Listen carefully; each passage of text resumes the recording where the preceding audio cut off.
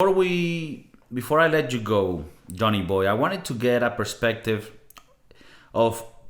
I mean, you sound pretty pessimistic, but at the end of the day, there's gotta be some silver linings here. With the vaccines happening, and with that hopefully being at least a solution for what we have now, and thankfully we won't have a worse virus in the near future.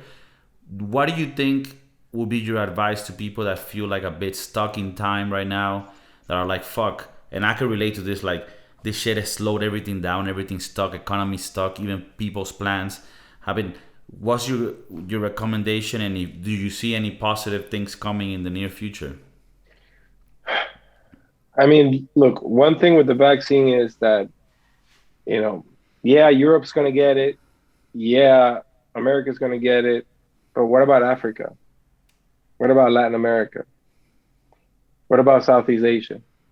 Oh, yeah, but it doesn't matter because those people are there. Oh, okay, but we don't have tourism. We don't have people traveling to those places, you know? So, I think at this point, what you really have to do is you have to start thinking like, um, it's going to be different. This is the beginning of a new era. Okay, You know, so we shouldn't look at it like as something that's ending, but rather as something that's starting, and we need to get used to. yes, And are there, yes. do you think we're gonna have some sort of normality and happiness at one point within This is the that? new normal. This is the Okay, new normal. This is the new happiness. If you go outside, you see children, they're laughing. okay, so If so you go to we the club, you see people laughing and partying. It's just how it is. Like I'm telling you, So what happens? This is like either you wake up and you try to get better at the things you are and you start making decisions for yourself, or just know that you're going to be part of the herd. You're going to be, you know, you're going to be part of the machine, and the machine grinds, and the machine needs to have return on the investment, and the machine needs to grow. And if you're not producing, you're going to be produced. okay, and You know, for people that might be thinking now, like young people, like I'm lost as to what to even learn, how to get better at what skills. What do you think are some skills that are gonna be helpful for the future that's coming?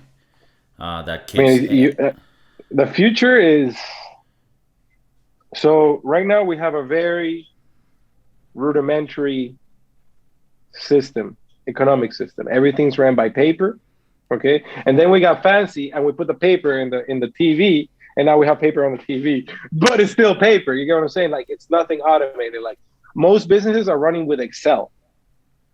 Most businesses, and when I say most businesses, businesses that are making $500 million, $1 billion, they're running with very rudimentary systems, that are not automated, that are very time consuming for people to operate, you know? So we are going to need a lot of persons to create software to help us automate, to be able to become more efficient so more people can have more free time to do better things. So Okay. what do you have to do?